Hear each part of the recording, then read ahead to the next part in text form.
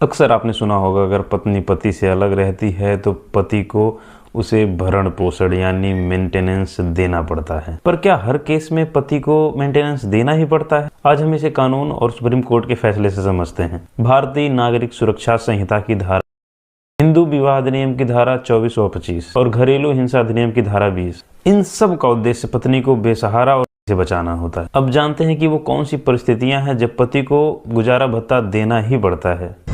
जब पत्नी के पास कमाई का साधन न हो। चतुर्भुज बनाम सीताबाई मामले में सुप्रीम कोर्ट ने कहा कि पत्नी को यह साबित करने की जरूरत नहीं है कि उसकी आर्थिक स्थिति बिल्कुल ही खराब है। उसका यह दिखाना ही काफी है कि वह अपना जीवन यापन करने में असमर्थ है, इसलिए वह भरण पोषण की हकदार होगी।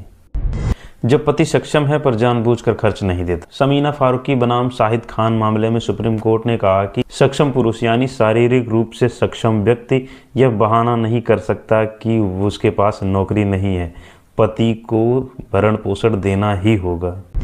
पत्नी को प्रताड़ित किया गया था या उसके साथ घरेलू हिंसा हुई थी। वीडी भनोत बनाम सविता भनोत मामले में सुप्रीम कोर्ट ने कहा अगर पत्नी को शारीरिक या मानसिक प्रताड़ना मिली है तो उसका अलग रहना जायज है, पत्नी को मेंटेनेंस मिलेगा।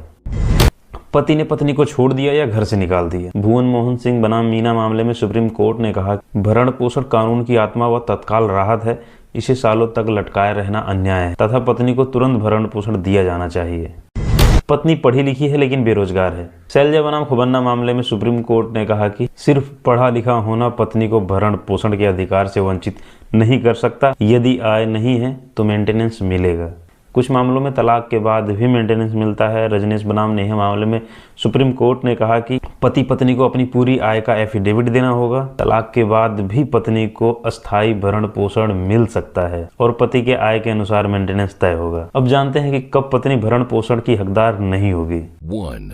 जब पत्नी बिना कारण पति को छोड़ दे। रोहतास सिंह बनाम रामेंद्री मामले में सुप्रीम कोर्ट ने कहा कि यदि पत्नी बिना उचित कारण के पति से अलग रहती है तो मेंटेनेंस की हकदार नहीं होगी। यदि पत्नी व्यभिचार में लिप्त हो, कीर्ति व्यभिचार साबित होने पर मेंटेनेंस नहीं देना होगा। जब पत्नी खुद पर्याप्त कमाई कर रही हो। ममता जायसवाल बनाम राजेश जायसवाल के मामले में मध्य प्रदेश हाई कोर्ट ने कहा कि अगर पत्नी पति से बेहतर जीवन स्तर में है तो भरण पोषण नहीं मिलेगा। कोर्ट कहता है कि भरण पोषण कोई दया नहीं है बल्कि पत्नी का कानूनी और संवैधानिक अधिकार है। दोस्तों, जानकारी अच्छी लगी तो वीडियो को लाइक कीजिए, मुझे फॉलो कीजिए। जय हिंद।